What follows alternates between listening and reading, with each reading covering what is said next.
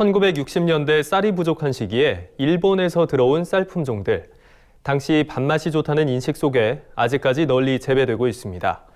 정부와 지자체가 우리 쌀의 자부심을 회복하기 위해 국산 품종 벼 보급에 나섰는데요.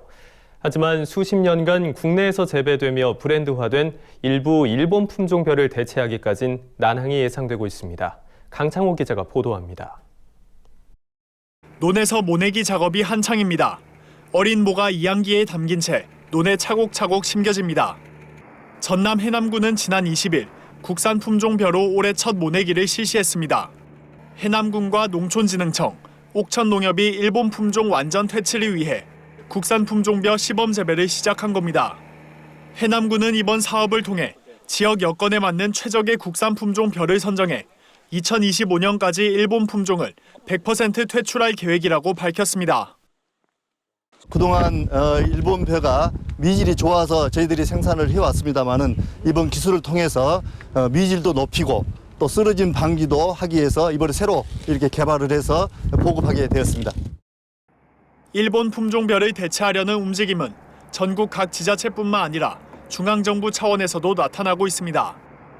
경기도는 정부 보급종 가운데 추천과 고시이카리를 축소하고 국산 품종인 상광과 맛들임을 확대해 공급했습니다.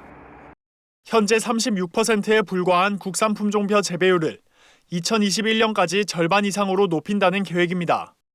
또 농림축산식품부도 현재 6만 4천 헥타르에 달하는 일본 품종벼 재배 면적을 2023년까지 1만 헥타르 이내로 대폭 감축하겠다는 방침입니다. 하지만 고시이카리 등을 브랜드화해 판매하고 있는 일부 농협과 농민들은 정부와 지자체의 일본 품종 퇴출 정책에 난감해하고 있습니다. 공들여 재배한 벼를 일본 품종이란 이유만으로 재배하기 어려워진다면 지금까지 쌓아온 브랜드 가치가 무너져 판매에 난항을 겪을 것이란 이유에서입니다. 실제로 일부 농협에서는 정부와 지자체의 방침대로 일본 품종 벼를 내세운 브랜드를 바꾸려 했지만 유통업체에서 판매 부진을 우려해 막고 있다고 밝혔습니다. 판매를 하는 우리 입장에서는 그걸 시장에 내놨을 때 맞부딪히는 그런 부분이 있잖아요. 예를 들어서 지금 그 참드림이라는 품종을 정부에서 보급종으로 굉장히 권장하고 뭐 밥맛도 좋고 뭐 여러 가지 얘기를 하는데 이 부분이 지금 시장에서는 그렇게 그냥 잘 먹히지가 않는 상황이에요.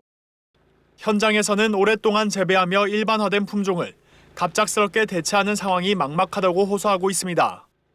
그러며 정부의 농가 피해가 최소화될 수 있는 대체 방안 마련이 필요하다고 주장했습니다. MBS 뉴스 강창호입니다.